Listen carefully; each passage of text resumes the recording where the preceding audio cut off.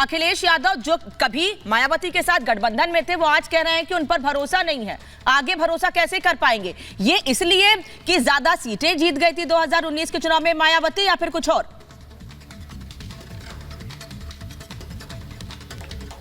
नहीं, देखिए, सबसे पहली बात तो ये इंडियन नेपोटिस्ट डकैट्स ऑफ इंडिया एसोसिएशन के अलायंस के बारे में कौन भरोसा किस पे करता है, नहीं करता है, कौन कितना बड़ा अजगर है, कौन किसको कब निकलेगा, कौन किसको कब डसेगा, इस सब के बारे में मुझे टिप्पणी नहीं करनी चाहिए, क्योंकि मेरा तो कोई मतलब नहीं है, ना 3 में ना 13 में, ना अमिका जी।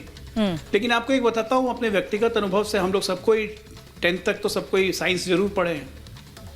केमिस्ट्री लैब में हम लोग एक्सपेरिमेंट करते थे, एक स्टैंडर्ड होता था, उसके बाद केमिकल मिलाते थे, देखते थे मिला कि नहीं मिला, नहीं मिलता था तो कहते थे एक्सपेरिमेंट फेल हो गया।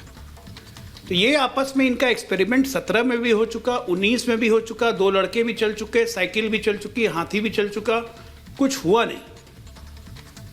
तो अब आगे कौन से एक्सपेरिमेंट करेंगे? साइकिल, हाथी, पंजा सब एक साथ मिल के चलेगा, क्या करेगा, नहीं करेगा, कब साइकिल पंचर हो जाएगी, कब पंजा किसको मरोड़ देगा, कब हाथी किसको कुचल देगा।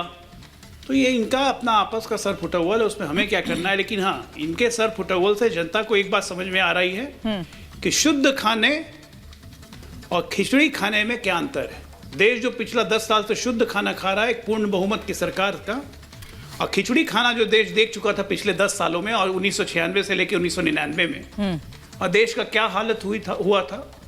तो मुझे लगता है कि आज की जनता बदलते स्वरूप में बहुत परिपक्व हो गई है। वो ऐसा कोई काम नहीं करेगी जिससे देश कहीं से पीछे चला जाए। परिवारवादियों का, भ्रष्टाचारियों का अंत शुरू हो चुका है और विनाश तय है। ठीक है, मैं इस पर आगे अनुराग जी से रिएक्शन लूंगी, लेकिन एक और बड़ी खबर इस बीच आ रही है। अनुराग जी, फिर आपके पास आ रही हूं। भाजपा अध्यक्ष ओपी राजभर ने अखिलेश यादव पर हमला बोला है। वो कह रहे हैं कि अखिलेश यादव पर किसी को भरोसा ही नहीं है, अखिलेश की किसी से पटती नहीं है। मायावती के समर्थन में दिखे हैं राजभर। मायावती जो कहती हैं वो सही कहती हैं। राजभर ये कह रहे हैं, मायावती के सुर में ला रहे हैं। अब ये बात किस ओर इशारा करती है, मैं अपनी जेब से समझूंगी इसको, लेकिन पहले अनुराग जी, जो अजय आलोक कह रहे थे उसका जवाब दीजिएगा कि इतना उलझ गए हैं कि यही नहीं तय कर पा रहे हैं कि सीट शेयरिंग कैसे होगी, और सुभाषपा अध्यक्ष जो कह रहे हैं अखिलेश पर किसी को भरोसा नहीं है, कैसे दिलाएंगे भरोसा जनता को? देखिए, बीजेपी के प्रवक्ता बिल्कुल सही कह रहे हैं। उन्होंने कहा कि भारतीय जनता पार्टी जो है वो शुद्ध खाना नहीं दे पा रही। वो शुद्ध देने की बात बता रहे हैं, असल में शुद्ध खाना नहीं दे पा रही। कैसे देगी आप बताइए?